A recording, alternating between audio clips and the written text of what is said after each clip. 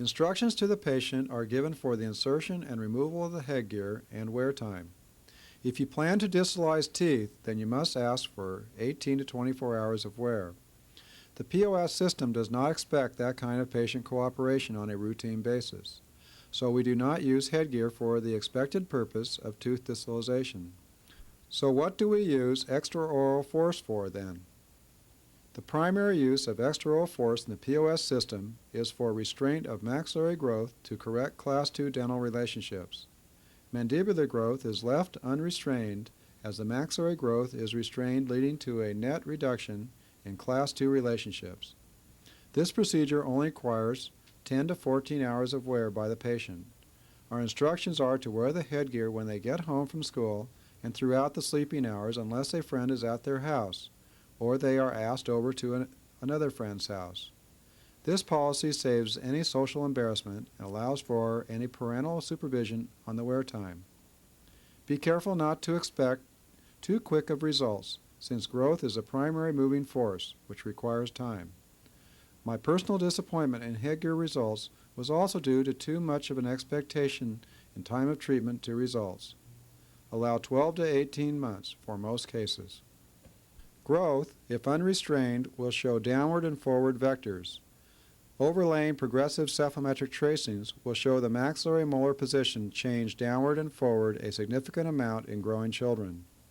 More rapid change takes place during the pubertal growth spurt, but our experience shows more cooperation problems in this age category, especially the boys who are 13.5 to 15 years of age during their pubertal growth spurt.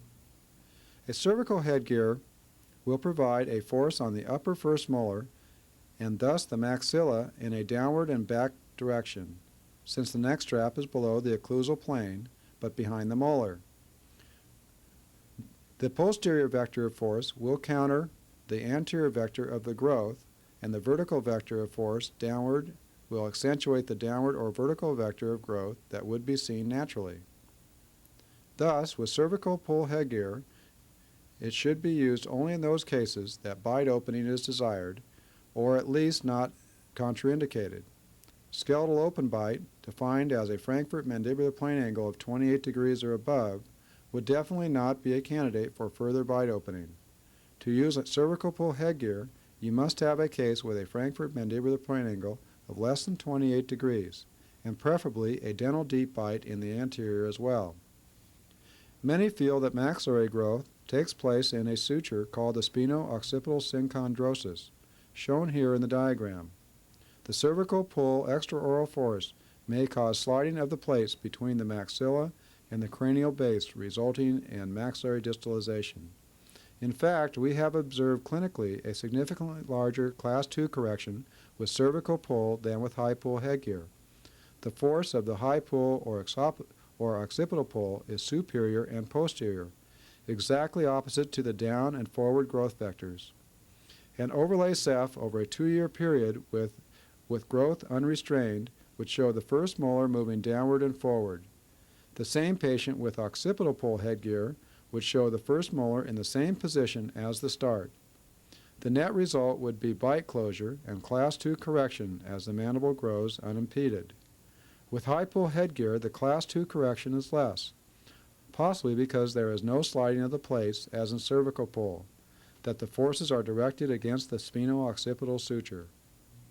To summarize, always use high pull headgear when dealing with a case that has a Frankfurt mandibular plane angle of 28 degrees or above to prevent extrusion of the molar. Since the expectation of Class II correction is less with these patients, we tend to extract bicuspids more in these cases. Please keep in mind that with high pull headgear, the primary goal is to control or slow the vertical growth rather than to correct the Class II.